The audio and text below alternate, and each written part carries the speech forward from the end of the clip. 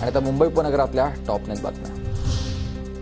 राज्य सरकारी महावितरण कंपनीकडून तब्बल 21,212 मेगावॅट क्षमतेचा सौर ऊर्जा करार मार्गस्थ झालाय। कृषी क्षेत्र आणि शेतकऱ्यांसाठी अखंड सौर ऊर्जा उपलब्ध होणार आहे। मुंबई पालिकेकडून केंद्रीय जल आयोगाच्या निर्देशानुसार आता आपत्कालीन कृती आराखडा तयार करण्याचं काम सुरू झालंय। कामांसाठीच्या प्रस्तावाला स्थायी समिती प्रशासकांची मंजुरी आहे, तर पालिकेकडून अर्थसंकल्पात 15 कोटींची तरतूद। मुंबईत 11वीच्या प्रवेशासाठी गैरप्रकार करणाऱ्या अटकेत बनावट गुणपत्रिका बनवल्याप्रकरणी 2 कर्मचाऱ्यांसह 3 टिळकनगर पोलिसांकडून अटक।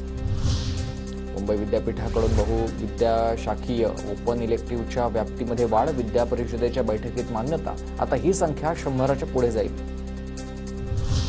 मुंबईतील कुलाबा वांद्रे सिल्स मेट्रो 3 मार्गिकेवरील पहिल्या टप्प्यातील RA-BKC दरम्यानच्या प्रवास करणाऱ्या प्रवाशांसाठी वातानुकूलित बस सुरू। वांद्रे पूर्व रेल्वे स्थानक ते वांद्रे वसाहत मेट्रो स्थानकापर्यंत प्रवास सुखकर होणार आहे।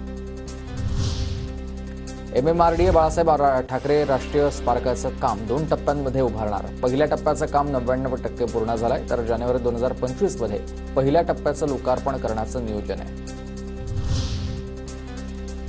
मुंबई विमानतळावर सीमाशुल्क विभागानं केलेल्या कारवाईमध्ये 5.5 किलो गांजा जप्त। बँकॉकहून आलेल्या एका प्रवाशाला अटक। ठाण्याच्या दिव्यातील 61 बेकायदा शाळांपैकी 29 शाळांच्या संचालकांवर गुन्हा दाखल केल्यानंतर शिक्षक आणि पालक रस्त्यावर। मूक धरणं आंदोलन करत शाळांच्या मान्यतेसाठी जाचक शिथिल करण्याची मागणी आहे।